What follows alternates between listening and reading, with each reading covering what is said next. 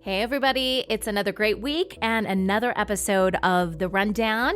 I'm Sunny Galt. I'm a messenger with United Network News, and we are in the news division of United Network. We're also part of CARE, the Center for Amity and Restoration of Earth.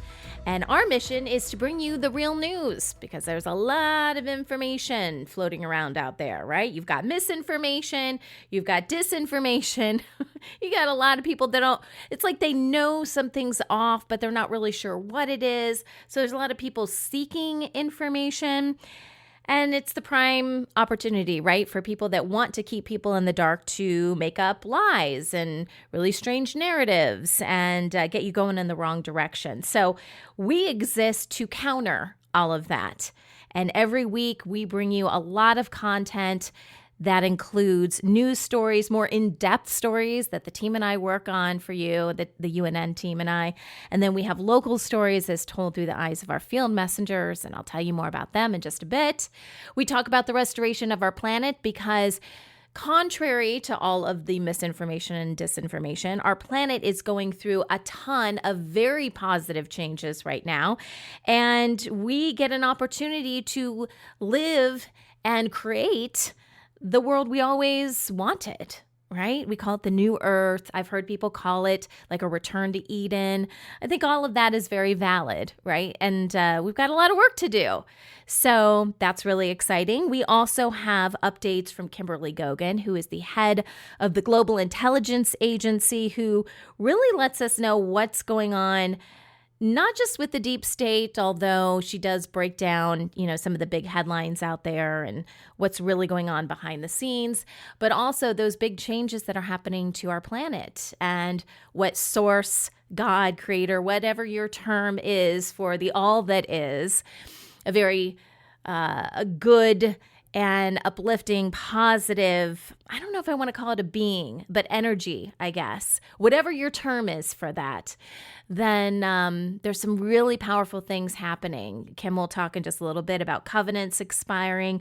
One of the things I love about my job is it's a combination of the news, which I'm, been doing for many, many years now, but then also it's kind of like a history lesson, and it combines a lot of religious texts that at least I've been taught throughout my life. All of these different things are merging together.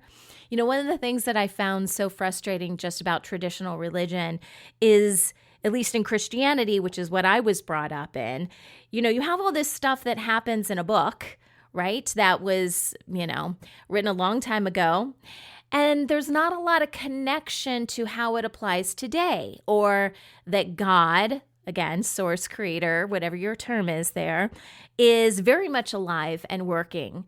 And now I get to do the news and share with all of you what the creator is doing right now and how it is so applicable in our lives and how it's happening in real time and not just in something that happened 2,000 years ago or longer, right?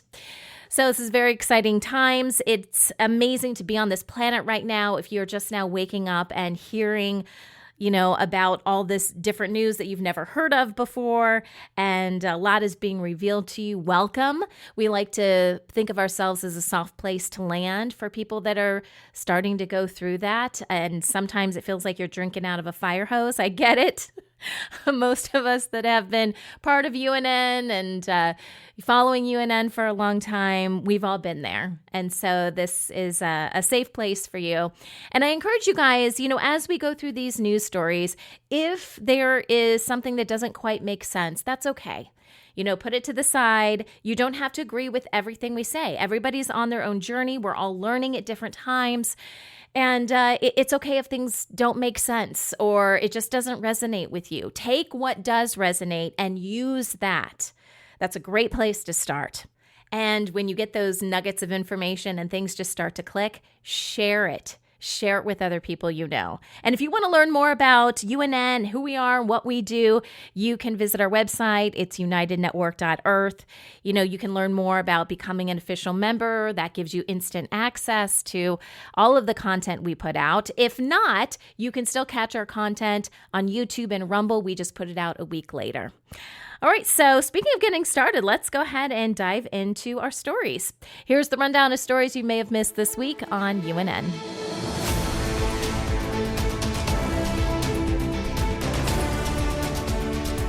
Okay, let's kick things off with our field messenger reports. And I'm going to break down for you guys what a field messenger is, because odds are there are a lot of people listening right now who have heard me talk about field messengers and maybe even benefited from watching a lot of the incredible reports that our field messengers put out, but you've never taken the time to create your own report. And this is an invitation, a personal invitation from me to you guys to go ahead and do that, because we believe you are the future of news. We don't have to wait for some, fancy network to put out the news or some fancy correspondent to fly into a town and tell us what they think the news is. We can report on what's happening in our own backyard because we care about our communities and we want our world to be the best place it possibly can be.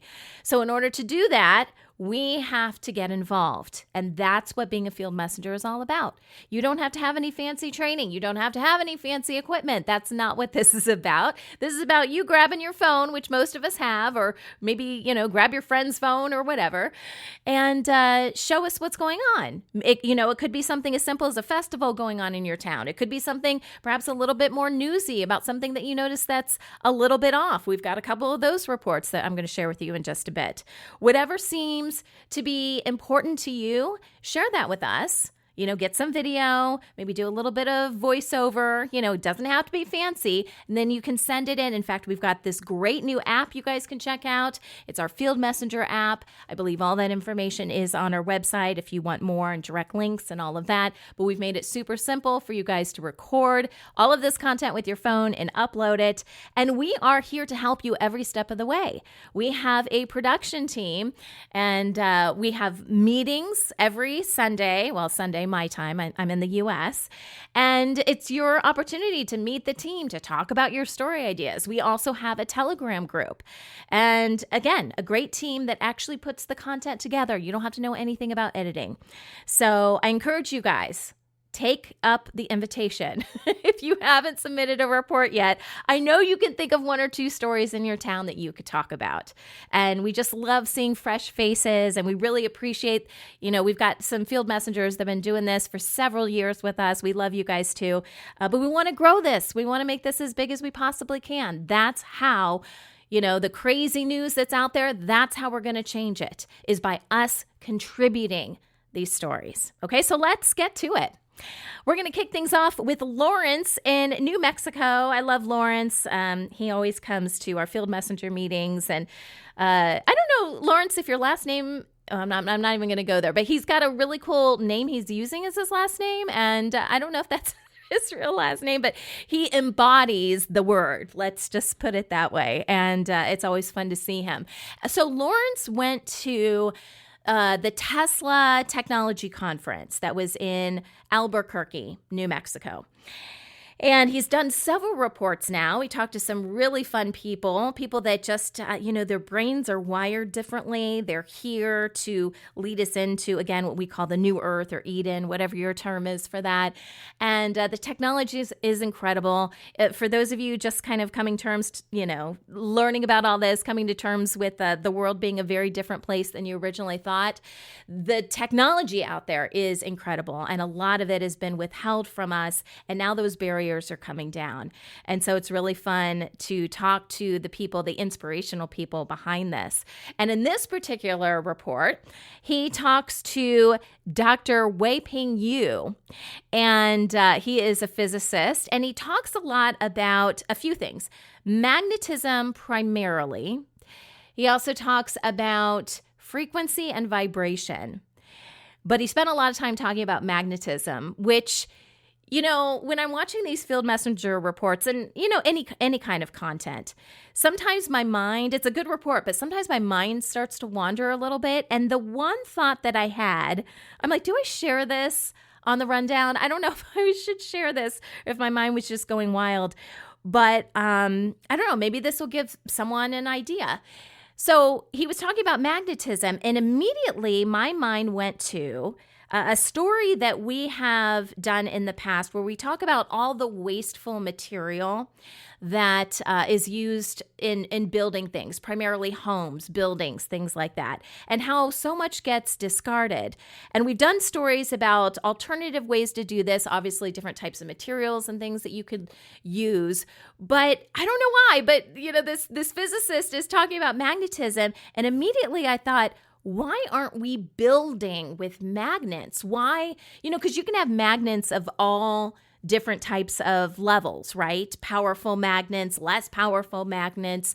And I'm thinking, I keep seeing these ads online for things that can be put together without screws and nails and things like that.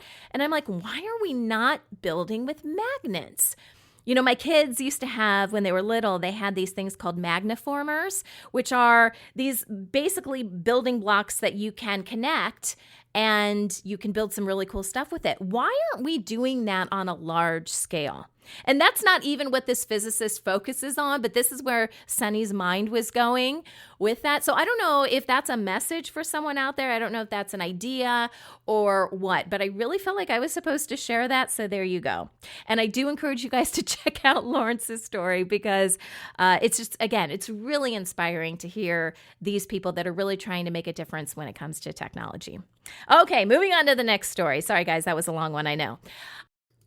Irene out of New York talks about some post boxes that have gone missing in her area. So when she says post boxes, it's not the ones that are connected directly to your house.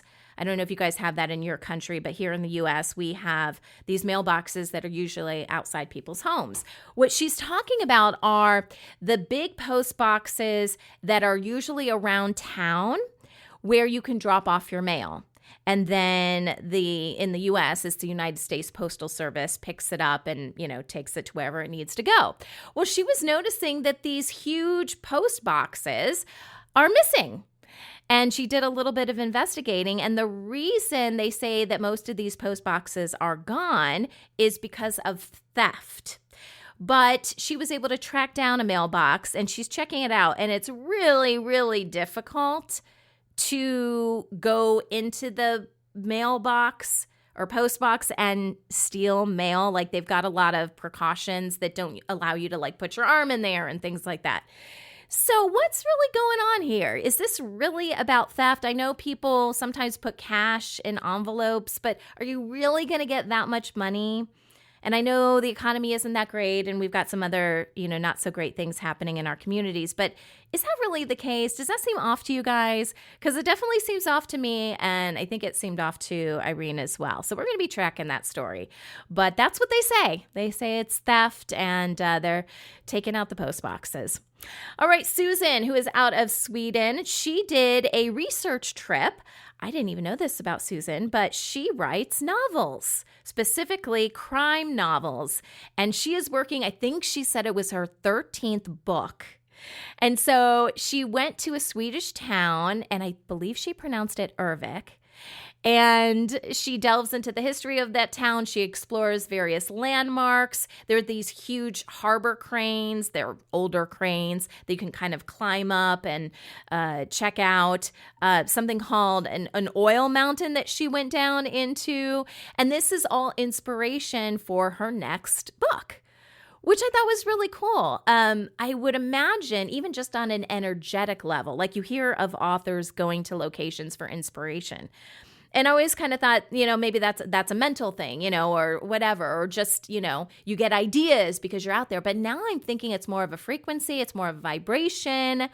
You're connected to the place on another level, and then you can take those ideas and really use it in your work. But I thought that was fascinating that she went to this place specifically for research. All right, Akira from Japan talks about this. He calls it a bizarre visit in Tokyo from a person that many people thought to be President Trump. Now, we're not sure if it was President Trump. You know how rumors swirl, right? But there was very elaborate security going on. And Akira talks about how all this pomp and circumstance, right? It's just so wasteful. They've got these huge gates that these cars go through. And then, the actual building that they're in, the very fancy building is way, way, way, way, way past the gate. So you can't even see anything. You're like, this is diplomacy? What is really going on here? It's they completely shield the public from everything. And just on a side note, the U.S. isn't any better. I went to Washington, D.C. over the summer. I took my girls because they're kind of that age where they're learning about history in the United States. And I homeschool them, and I wanted them to see the government in action. As much as I disagree with it, I still thought it was kind of an important trip because who knows how much longer they're going to be around. And so we went, and the day that we were scheduled, because we had a tour, we were supposed to tour the White House, and the day of our tour, they canceled it last minute. And I was just like, so much for the People's House. And it was because they had some fancy schmancy person from another country coming in. So forget about, the average U.S. citizen. Who cares about those people? We're going to cancel, even though we planned our whole trip around, because it's kind of hard to get into the White House. It's a process. You got to consult with your congressman, blah, blah, blah, blah, blah. And so, yeah, so I don't know. I was reminded of that during this story. It's like, yeah, there's like all of these hoops and hurdles you have to jump through just to, see this structure that's supposed to, your president or prime minister or whatever is supposed to be connected to. It just seems really silly, doesn't it? Okay, moving on. Annette out of Canada. I thought this was a really inspiring story. So, and of course, it takes place in Hope, British Columbia, because this is a very hopeful story. So she talks about there is an area where they have created these man-made streams. And this is to encourage salmon to return to their birthplace so they can spawn. Because, and you've probably heard these stories in the past, sometimes it's very difficult for the salmon to do that due to pollution or just the rerouting of rivers or whatever's going on. There could be countless things. So this was more of an uplifting story of something that happens in her area. There's visitors that come to see it, and she has some really great video of the salmon actually doing their thing, right? And just kind of hanging out in the water. And, salmon have some very beautiful colors to them. And so it's just a really, nice, neat story and just about the cycle of life, really, right? All right, Amy out of New Jersey, a state in the U.S., she talks about how there's some turmoil in her local school district, the Montclair School District, because they blindsided employees with sudden terminations. And this was because of a nearly $20 million budget deficit. Now, how in the world do you lose $20 million in a smaller town, right? This isn't super duper big city stuff.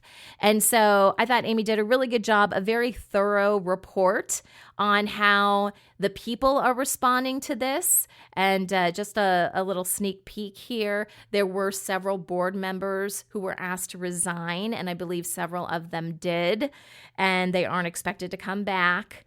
So, who knows what's going to happen there? They have some upcoming elections, which may have already happened by now. I'm not sure the exact date on that. And, there's still this deficit, right? So the people still have to figure out, wow, do we really need to lay these people off? Some of them are nurses for the school, other types of specialists. Do these layoffs really have to happen? Are they going to raise taxes? It's something, unfortunately, that the people have to pick up the pieces after what appears to be irresponsible people. Board members really didn't do their job. Seiji out of Japan talks about his lifestyle as a motorcyclist. And he actually took his camera along for a ride. He was doing an amateur motorcycle race, and we got to see some pretty cool footage of that. And he talks about just his experience and what it's like, how he feels when he's riding his motorcycle. I appreciated this because I was brought up thinking that motorcycles were bad. And, anything innately is not necessarily bad. It's how it's used, right? And you got to be responsible and you got to be as safe as possible.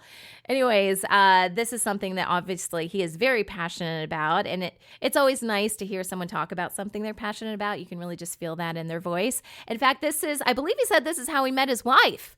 So it worked out for him in multiple ways. All right, Monica out of Romania talks about the real Aquaman. So this is a man, his name is Ivan, and he was a legendary Romanian canoeist. And he did a lot with the Olympics. He had a lot of world championship medals and just a lot of achievements overall. In fact, Monica tells of this really compelling story during the 1972 Munich Olympics in Germany. And he was rowing out there to complete his portion of the competition. His paddle broke, and a lot of people would have just given up. And this guy actually used some sort of floorboard in his canoe. So I don't know how that happened. I don't know if he broke a piece off or whatever. Used it as a paddle to finish the race. I mean, come on, that's pretty awesome, right? So it's just fun to learn about people in history like that. And our final story is a combination story where one of our field messengers got information from someone else in another country who hasn't been a field messenger for us in the past. And she basically told his story. So Emma, you guys know Emma, she's a field messenger and has done a lot of stories for UNN. And she tells Mikola's story. So Mikola is out of Nepal for this story. And he basically started this journey to create hemp, right? And to learn how to harvest hemp. And apparently in Nepal, this can be a great place where you grow the hemp, but then you've got, what do you do with it, after you grow it, right? You've got to prepare it in different ways. And he used it to launch Hempware, which is a project that is supporting local artisans. We got a lot of great video on how this hemp comes to life, so to speak, right? And how it's helping the local community. So I love these kind of stories, these different collaborative projects. You guys may know someone who has a great story to tell, but maybe they're not ready to take that next step and actually do the story themselves. So maybe you can be that person, right? Just like Emma was for this story that introduces us to another side of the world, something really cool that's going on, and we can share those stories as well. So here are some of the more in-depth stories that the team and I worked on for you guys this week. First, we're going to talk about ugly edible food. So what in the world does that mean? You know how you go into the grocery store and everything should look, at least in our mind, right? Everything looks perfect. Every vegetable looks exactly like you would expect it to look. But we know in real life that doesn't always happen, right? Ugly produce may look a little crooked or quirky, but the real problem is our obsession with perfect looking fruits and vegetables. And this, honestly, it's kind of not our fault. This has been conditioned into us. And this attitude leads to massive food waste, while millions of people struggle with food insecurity. Strict cosmetic standards at grocery stores, limited incentives for farmers to harvest misshapen crops, and gaps in distribution all contribute to perfectly edible food getting tossed instead of eaten. Fortunately, groups like Imperfect Foods, Farm to Food Bank programs, gleaning networks, and global efforts such as Canada's Ugly Potato Day, I love that title, and the Post-Harvest Education Foundation's rescue initiatives are stepping in to redirect the surplus to families who need it. My name is Nico Nebus. I live in Portland, Oregon, and I work at Urban Gleaners, where we rescue and redistribute food before it can go to waste. 7 days a week, we drive and go pick up leftover food. Maybe it's at a grocery store or a corporate cafeteria. We bring that food back here to the warehouse where we then sort that food, make sure it's up to quality, freshness standards. Anything that doesn't meet our standards is then, we call it pigged. All that food is donated to pig farmers in the area. Yeah, the pigs gotta eat. The food's not trash. This food is great. It's edible. It's fresh and delicious. And unfortunately, it hits this landfill or trash can or compost can when it really didn't need to. Of course, we, the consumers, can be part of the solution as well. We can choose odd-looking carrots or lumpy tomatoes to help reduce this waste, to support farmers, and challenge outdated ideas of what good produce should look like. In the end, fixing ugly produce waste isn't just about logistics. It's about fairness, sustainability, and making sure good food feeds people instead of those landfills. With prices climbing everywhere, more people are crossing borders, physically or online, to find better deals, especially in regions where traveling between countries is easy. In Europe, inflation and big differences in taxes means identical products can be significantly cheaper just a short drive away, motivating shoppers in places like Belgium and the Netherlands to head into neighboring countries for savings as high as 44%. While this boosts the economies of the countries receiving the shoppers, it can take a toll on the home countries that lose sales and tax revenue. Did you know, Po, that thousands of people living in the Netherlands drive to Germany just to buy groceries? Why do we go all the way to Germany? Simple, Po. Groceries there are way cheaper for some reason. Imagine saving 20 to 30% on your basics like cleaning supplies, bathroom supplies, drinks, pantry staples. For us mommies, every euro counts, di po ba? A similar pattern has long existed between Canada and the U.S., where American border towns once relied heavily on Canadian shoppers. However, rising exchange rates and tighter budgets have slowed that down, leaving local businesses feeling the impact. Ultimately, cross-border shopping comes down to people chasing the best prices. And as long as cost gaps and tax differences remain, the trend isn't going anywhere.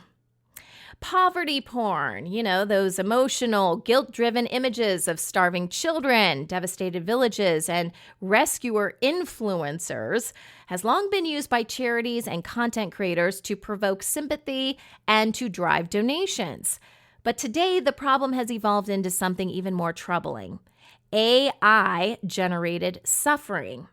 While traditional poverty porn exploited real people and reduced complex issues to simplistic visuals, a growing number of aid groups, influencers, and media platforms are now using synthetic images that depict extreme poverty, child marriage, the refugee crisis, and violence without any real-world consent or context.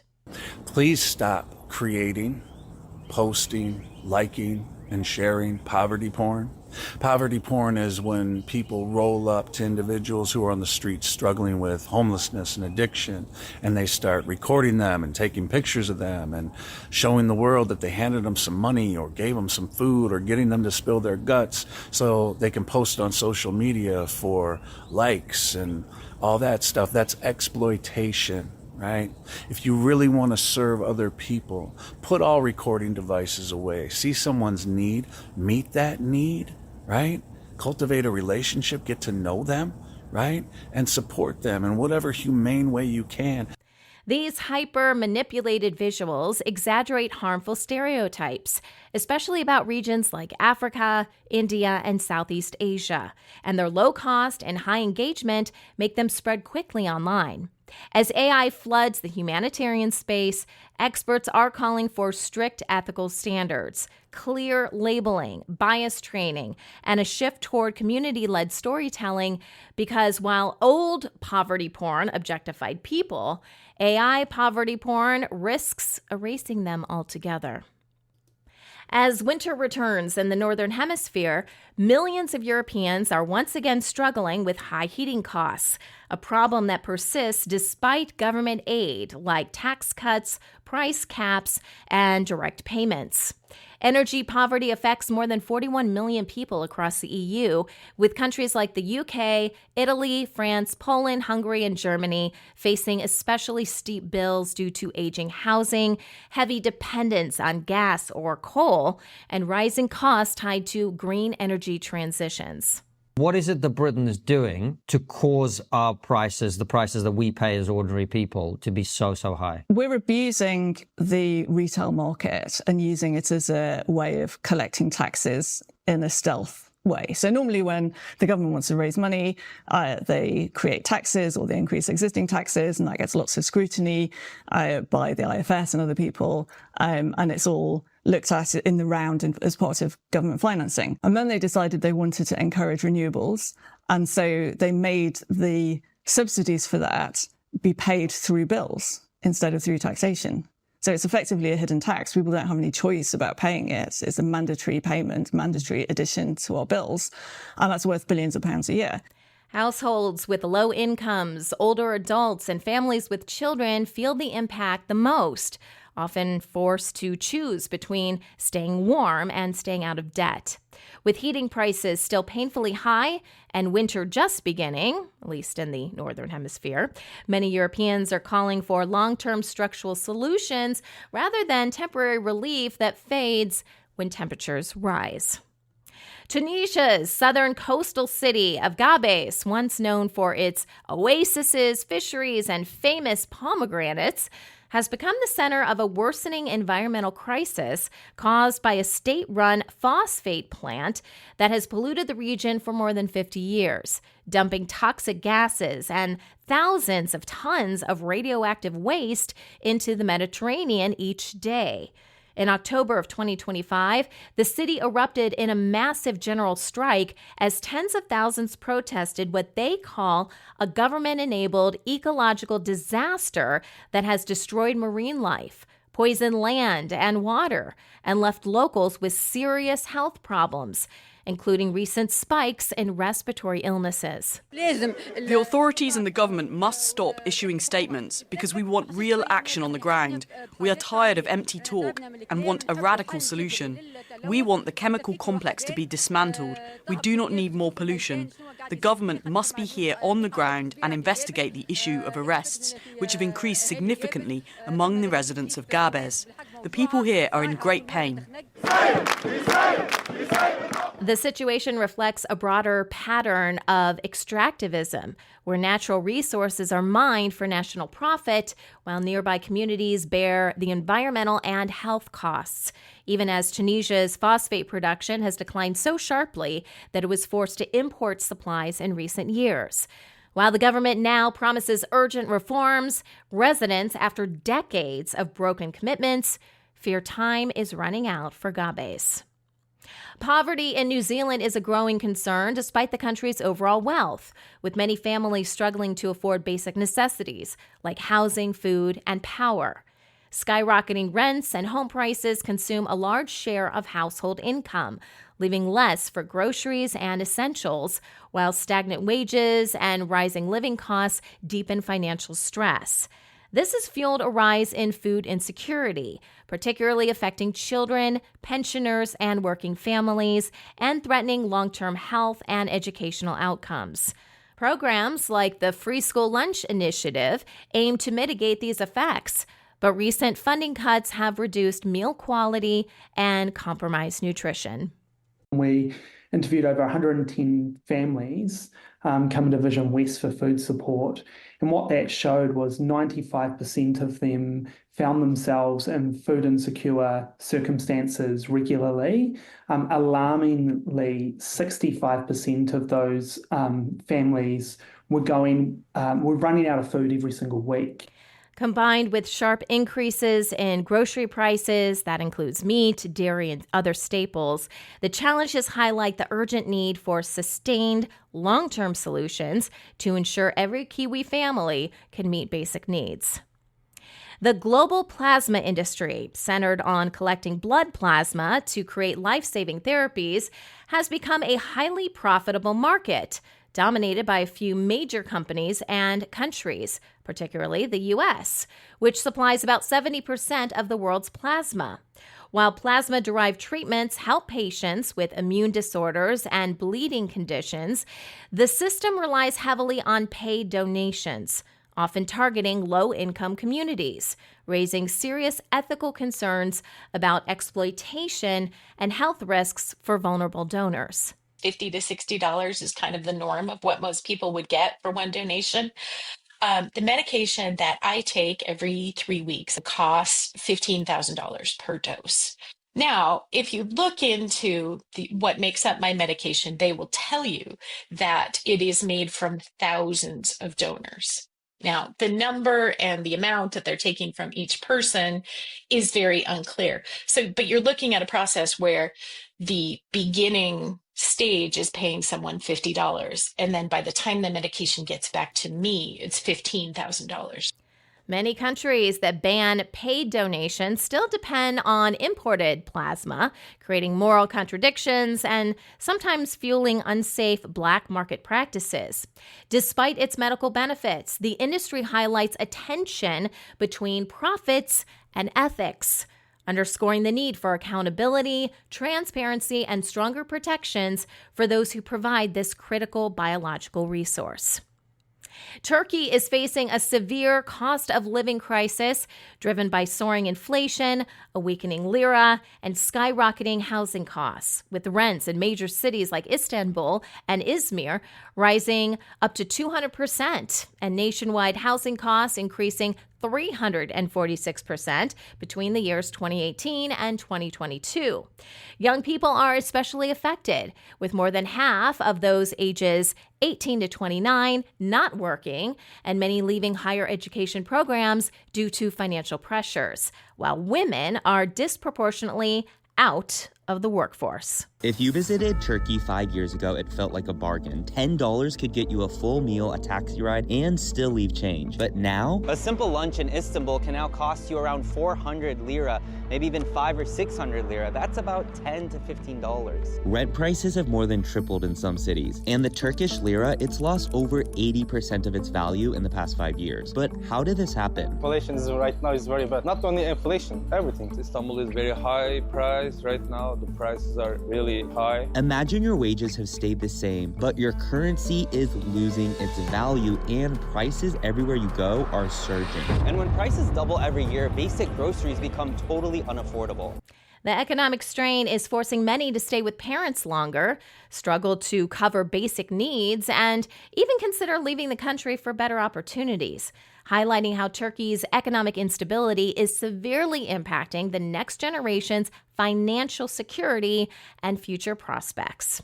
And our final story here, a recent study highlights how occupancy restrictions in rental housing are quietly shaping affordability and fairness, particularly in New Zealand, where many landlords impose limits that are stricter than the public health guidelines, often capping tenants at just one more than the number of bedrooms.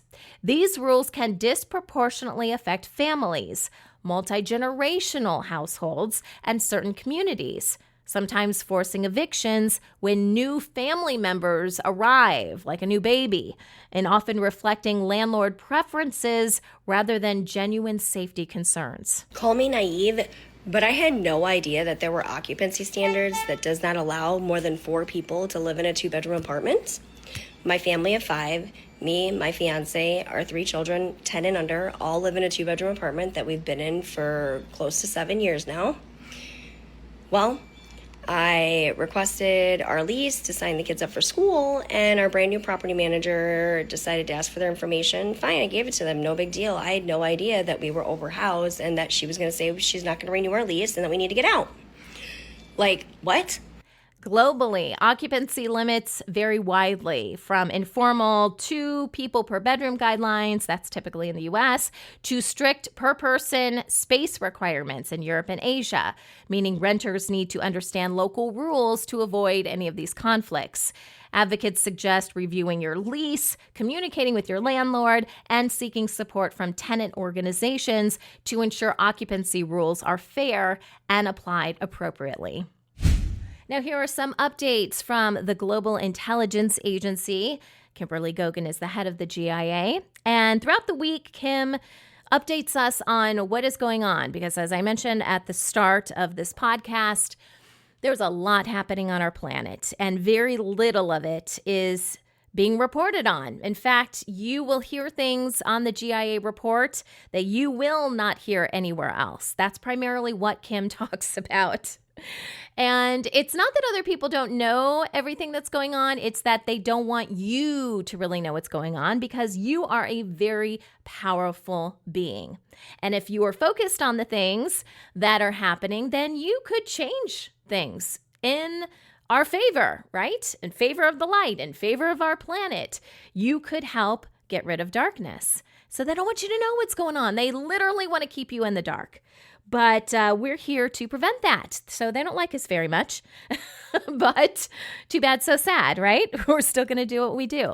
So Kim has been very, very busy. And she comes on as much as she can and updates us and gives us an idea of what to focus on if we want to bring more light to this planet, and to do our very best to help her and her team and what they're doing. So on Thursday, she released a video, and I've got a couple sound bites that I'm going to play for you guys. Just some quick updates.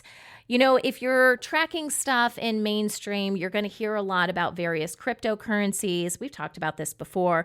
The deep state has been trying to get cryptocurrencies. They want everyone to buy into this, right? Because contrary to popular belief, cryptocurrencies can be controlled. Now, that might be new. You know, if you haven't been with UNN for a while, that might be new news to you. But you could just look at the word, you guys. Crypt is a place of dead things, right? You put dead things in a crypt. So cryptocurrency is dead money. It's not real money. It is controlled. I believe Kim said that the NSA created it. So you've got these agencies involved. Stay away from it. That would be my financial advice. I know I'm not a financial advisor, so I'm not supposed to give you financial advice. But if I were, hypothetically, I would say stay as far away from any kind of cryptocurrency as you can. And, when the deep state is hawking something, to everyone, I think it's a safe bet to stay far away from whatever they're promoting.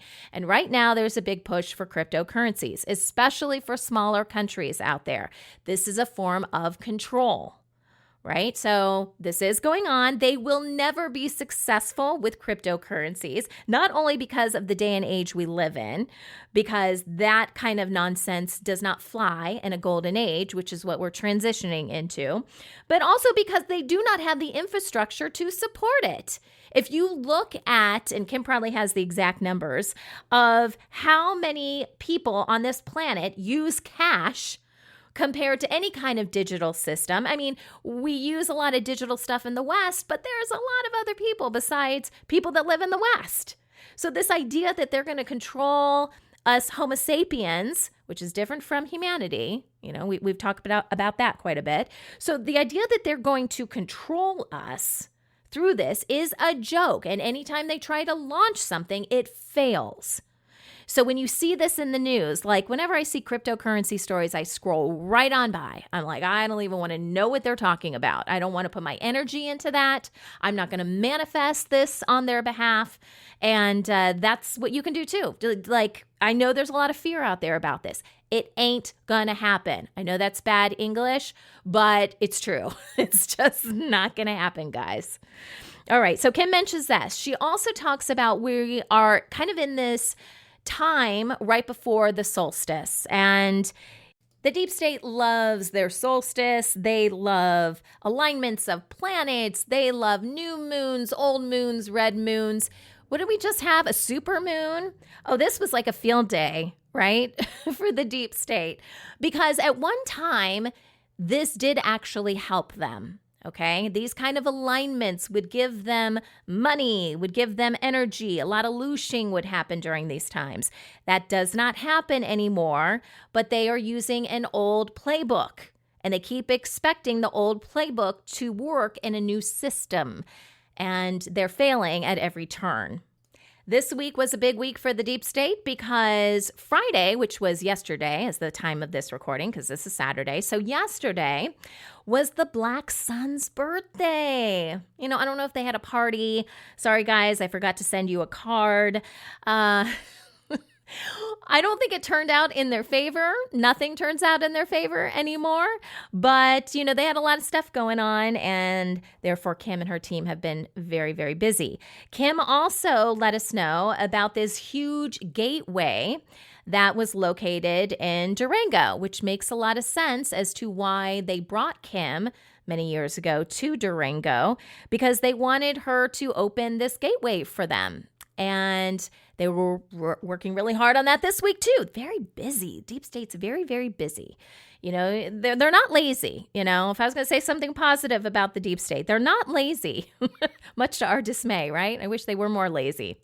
Okay, but let's talk about this first soundbite that I want to play for you guys, because Kim also spent a good amount of time talking about security dominion and how that is ending, the contract or covenant for that is ending or did end this week. So what does that actually mean for us? Because the Black Sun is part of security. There's other groups that are involved as well, militaries and things like that. And I know the alternative media loves to say how much the military is helping us. And that's not a slam to the everyday military family, okay? There are people that join the military. My husband was in the military, okay? So I get it. I'm very proud of his work because he loves his country and he wanted to join. Obviously didn't know everything that happens in the military at that time. But there are some very well-meaning people that join the military. That's not who we're talking about here. Unfortunately, the people with the good hearts that join the military to serve their country, very patriotic people, they don't know really what they're getting into. They don't really know what they're protecting until they're sent off to some country and sent to do really weird stuff. So we're going to talk more about what security dominion really means, how that worked on our planet, and what it means for us now that this covenant is expiring. So here's Kim. The security dominion will end this week as well, or what's left of it anyway. Security dominion is an interesting thing, and how it works is important to understand as far as the way that you may be feeling. Security dominion is not only for gateways and financial systems and military and intelligence and all the things we know as security or control. Also not just ID 2020, ability to release viruses, chemtrails, which are off the charts right now.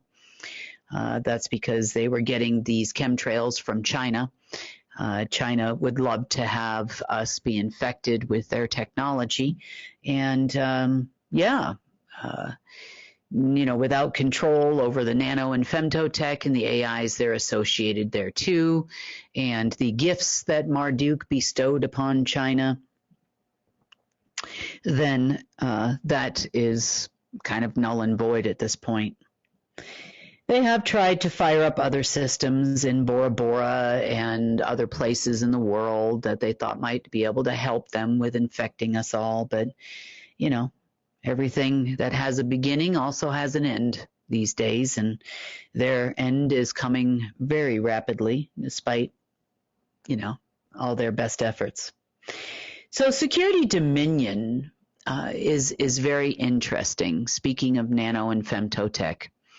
So this particular technology that existed and is waning rapidly worked in a different way. If you took an actual source particle, this thing and this system had these database overlays on virtually every part of that particle except for the point of creation within it. That point of creation has always belonged to Source. Source, even at one point in time, created enormous amounts of firewalls and changed languages in less than a zeptosecond. So as to, let's just say, screw this machine up. and in order to protect creation itself. They've often tried and spent a lot of time this week trying to revive level 9 facilities on planet Earth. By level 9, we mean the lowest level of the dark side of the omniverse they could possibly reach. There was a slight breach of that lowest level of the omniverse, which occurred yesterday. They did manage to get to that level. I hope they enjoyed themselves there in Maryland, USA. But the ones they got there, it wasn't what they expected. Now, they expected to get full access to this security dominion system. See, because this is something they were never afforded. You know, they had certain levels up to usually level 5, maybe level 6, that kind of thing, never beyond that level.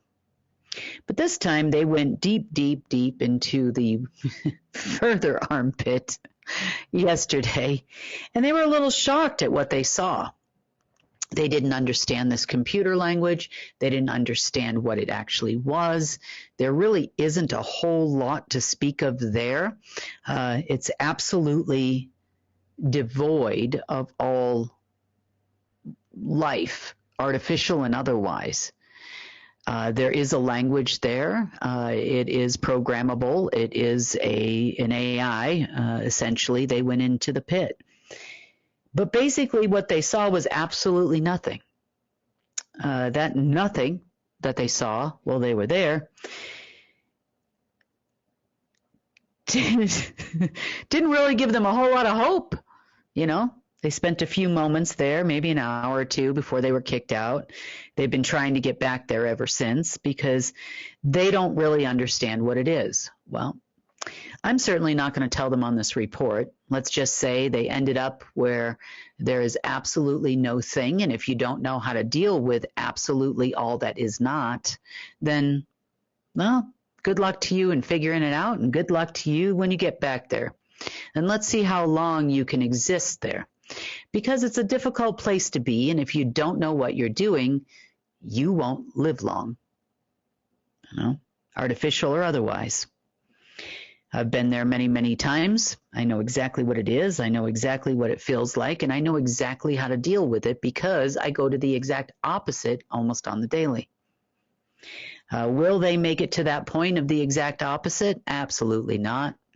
That is the point of all creation. So good luck to you, deep state people. Getting to that level will not give them the access that they're looking for unless you are the right person. And I hope you know, the deep state spends a lot of time trying to find that right person because it's not a person. It's not a human. It's not a Homo sapien. Good luck. And good luck in trying to figure out how to program absolutely nothing. So,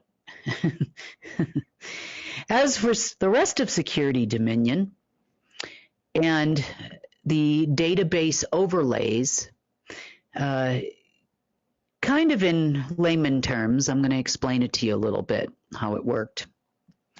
So, do you remember the days of like LimeWire and Napster and all that kind of thing?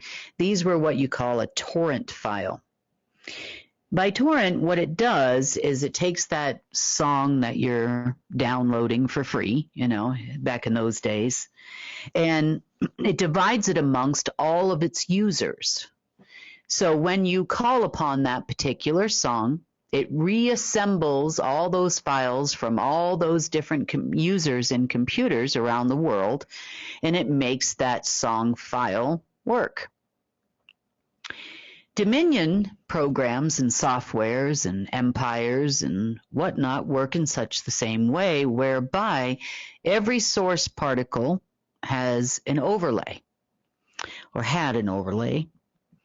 And that overlay actually is a database. It can actually send and receive information and can control that particular particle. Therefore, it has the ability to take viable creation and creative and replicating cells and life perpetuating source particles and utilize it for its own benefit. It only assembles those files amongst billions and beyond billions and trillions and decatillions of source particles that exist in your person alone, and rewires them to do something bad. It also can control what you can and cannot do, how long you live, all of those types of things.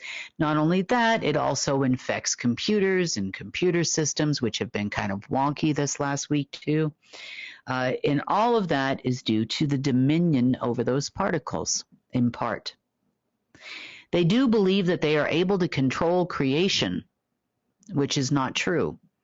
It's artificial creation they have always enjoyed the control over. Therefore, you're still not getting that point of creation of source. None of this was created by the humans that walk this planet, although they have had some kind of limited access to this. This is where a lot of the black magic comes from. It also is involved in looshing, opening the gate in Durango as an example, in order for the loosh to go out and the money to come back in to 3 or 4 different groups of folks, which normally would happen every year. That hasn't happened in a while. So as these systems diminish, then too comes the deep state's control over all things, not just you as a person, but also disease and access. And no matter how much they spray crap Chinese chemicals on us, not only here in the U.S., but all around the world, they've been bad everywhere. Without access to control that technology that they're spraying on us, well, it's just kind of a whole lot of spraying and no results. I like that. No results. Trust me, I keep clearing my throat. I don't know what's going on with my body right now, but I've been seeing more streaks in the sky. Let's just put it that way. So it'll be really nice when they are not able to do that anymore. All right, the next soundbite I want to play, it's our final soundbite, but it is a little bit longer, I guess, is about this current war that we're in. Now, I don't mean current as in current like happening right now, although it is happening right now. I'm talking about the current of the planet, currency, right? These words have real meaning behind them. And one of the things that our friends here tried to do recently is cut off all of Source's current to planet Earth. That sounds horrible. And I don't know if you guys felt it over the last week or even more than that, but I certainly did feel it. I didn't know what was causing it, but I think I told you guys last week, I just felt very disassociated. Like I didn't have much direction. I didn't feel compelled. Like I'm usually a very motivated person. I didn't feel motivated to do anything. And you know, Source is my compass for doing things. And so it made perfect sense to me. If you cut that current off, now here's the interesting thing. They cut it off. Kim will explain this more, but that actually hurt them more than it hurts us, because if you are of the light, of Source, of God, you can turn inward to find Source. It doesn't have to just come from something Source is doing on the planet. They've been stealing Source's energy on the planet for a very, very, very long time. We are now in the process of getting that back. So it before always had to really come from within you, or you wouldn't have felt that connection. These are all the things that we're starting to learn now, right? So let's talk a little bit more about this current war, their efforts to cut off the current to Earth, and how this is in its final stages as well. Here's Kim. We have been involved in a current war. Current wars are the flow of creation and the creation of materium in this, on Earth here, you know, as it relates to you, but also throughout the entire omniverse.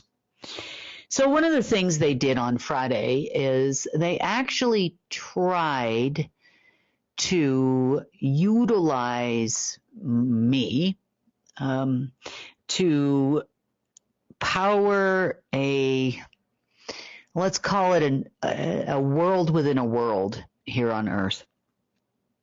And they felt that if they had that current, then, I would be a good little battery for their things. Because you see, we power ourselves too. A source obviously does that from within you. And the brighter you shine, the more they would like to own that. That didn't work out for them. That was on Friday. So they thought it would be a good idea to cut off all of the source current coming to the planet utilizing this security dominion software until they could figure out a way to divert it into their hands or their control or a place where they could put it whereby it could be transmuted coming from Buenos Aires. Whereby it could be transmuted into a form of energy that would power their systems and their systems only. You see, they would like us to have zero source current and all of it to flow to only power their things. Now, this might sound familiar to you because the deep state would also like you to only work for them. They would like for you to, quote unquote, own nothing and like it. They would like for you to just be a good little battery and work within the system and be a good little citizen of insert your country name here and live your little existence and don't step out of the box, so to speak.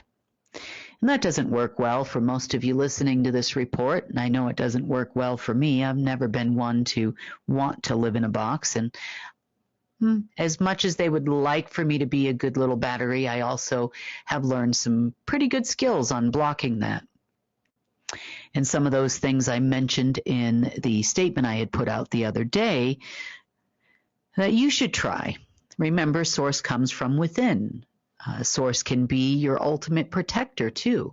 So if you take what is on the inside and you push it out on the outside of you, you can now protect yourself from this same thing. This is a little technique that I've learned.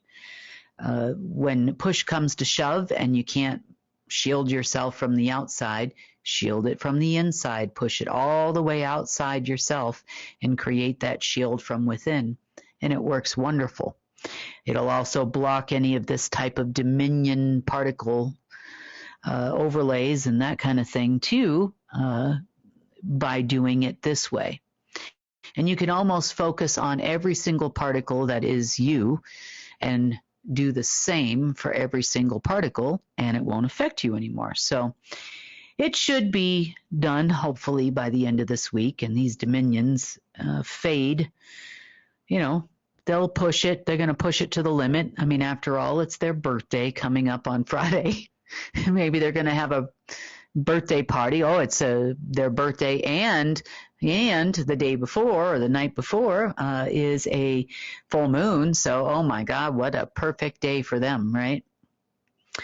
They're always looking for some kind of moon and some kind of an agreement to be renewed. And this is that time.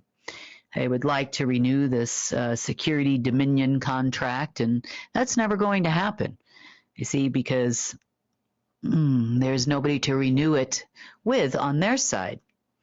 See, by security, it has nothing to do with your protection. So just to be fair, they do not protect us from bad alien invasions or anything else. What they do is they actually protect the interests of the elite on this planet, who are management only, and the royals from the other side of the omniverse, their interests here, their cattle, their loosh, their control over planet Earth, their dominions, their empires, that's what they're here to protect. So all of those military people that you think are going to save this country or your country or insert country name here, that's absolutely not happening in any way, shape, or form. Other rumors I've heard in alternative media is that the alliance is here. They're working with the good military. There's no such thing as good military. It's rank and file. They all follow the same orders and instructions. Operatives the same. Everybody is on the same program of security dominion. I'm hoping for a holiday gift, whatever holiday you're celebrating this month, for everyone. That's what I'm hoping for. So stay strong. Remember how powerful you are. Don't give in to the crazy topsy-turvy media of what they're putting out. Remember, they are in control of what goes out. Listen to yourself. Listen to source. Spend time grounding if it's not too cold where you're at. Put your feet on the ground. It's part of the reason why our plant life survives these types of things better than we do, because we are not as connected to Earth as they are. So remember to ground whenever you can. Stay strong. And hopefully I can get another report, let you know how their birthday celebration goes this weekend. And hopefully we'll be having more good news, I hope, in the very near future. I know a lot of us feel that way, right? It's like we have been on this journey for a long time, and I'm not just talking about this lifetime, right? A lot of us have been here before and have memories of that, and it's like, let's go, let's go, let's go. So we have to be at the end of this. We really do, guys. And, if you're feeling that way, I'm feeling that way too. It's like any day now. Please, we need more help. We need whatever we need to get through this, right? Because we need to continue with our missions, whatever your mission here is. It's like there's this thing standing in our way, and we got to just run past it, right? Just burst right through it. And I feel like we're right there. We're right there. So hang on, guys. If you need to ground, like Kim was talking about, if you need to just spend time in nature, spend time with your family, do things you love to do whatever you can to bring that back. Because this really is an all hands on deck, calling all light workers kind of thing, all star seeds, come back, because it's the grand finale, guys. And we need everyone, at their level A game. All right, so that's really the rundown. That's what I have for you guys this week. Again, if you are new and you want to learn more about who we are, what we do, visit our website, unitednetwork.earth. I would encourage you guys to become a member, because I'm just giving you highlights. I would love for you guys to watch these stories. If you can't afford a membership, that's fine. YouTube, Rumble, get involved, share it with other people. But if you do become a member, that gives you instant access to everything that we put out there. Otherwise, check it out about a week later. All right, this is The Rundown, and I'm Sunny Galt for United Network News, signing off.